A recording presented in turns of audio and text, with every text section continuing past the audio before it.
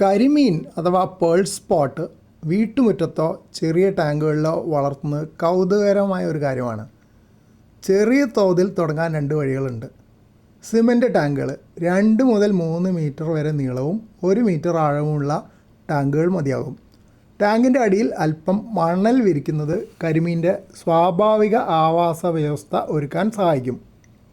പിന്നെ മൺകുളങ്ങൾ ഉണ്ടാക്കാൻ വേണമെങ്കിൽ ചെറിയ സെൻറ്റ് സ്ഥലമുണ്ടെങ്കിൽ ടാർപോളിൻ വിരിച്ച് അല്ലാതെയോ ചെറിയ കുളങ്ങൾ ഉണ്ടാക്കാം.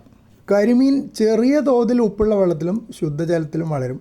എങ്കിലും വെള്ളത്തിൽ ഓക്സിജൻ്റെ അളവ് നിലനിർത്തേണ്ടത് പ്രധാനമാണ്. ചെറിയ ടാങ്കാണെങ്കിൽ ഒരു എയർ പമ്പ് ഏറിയേറ്റർ ഉപയോഗിക്കുന്നത് മീനുകൾക്ക് പെട്ടെന്ന് വളരാൻ സഹായിക്കും. ആഴ്ചയിൽ ഒരിക്കൽ കുറച്ച് വെള്ളം മാറ്റി പുതിയ വെള്ളം നിറയ്ക്കുന്നത് ടാങ്കിലെ അമോണിയ കുറയ്ക്കാൻ സഹായിക്കും.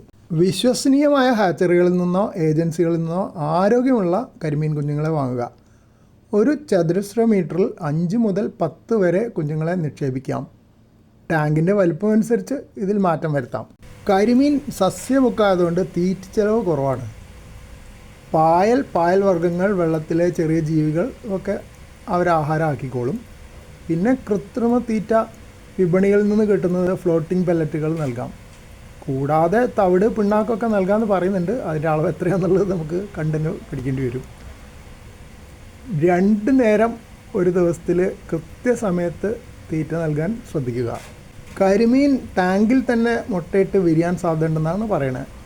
ടാങ്കിൻ്റെ അടിയിൽ പരന്ന കല്ലുകളോ ടൈലുകളോ വെച്ച് കൊടുത്താൽ അതിൽ മുട്ടയിടും. ഏറ്റവും വലിയ പ്രത്യേകത മാതാപിതാക്കൾ തന്നെ കുഞ്ഞുങ്ങളെ സംരക്ഷിക്കുക എന്നുള്ളതാണ്. അത് കാണാൻ നല്ല രസമായിരിക്കും. ഏകദേശം 8 മുതൽ 10 മാസം വരെ ആകുമ്പോൾ കരിമീൻ ഉപയോഗത്തിന് തയ്യാറാകും. ശരാശരി 200 മുതൽ 300 ഗ്രാം തൂക്കം വരുമ്പോൾ പിടിച്ചെടുക്കാം.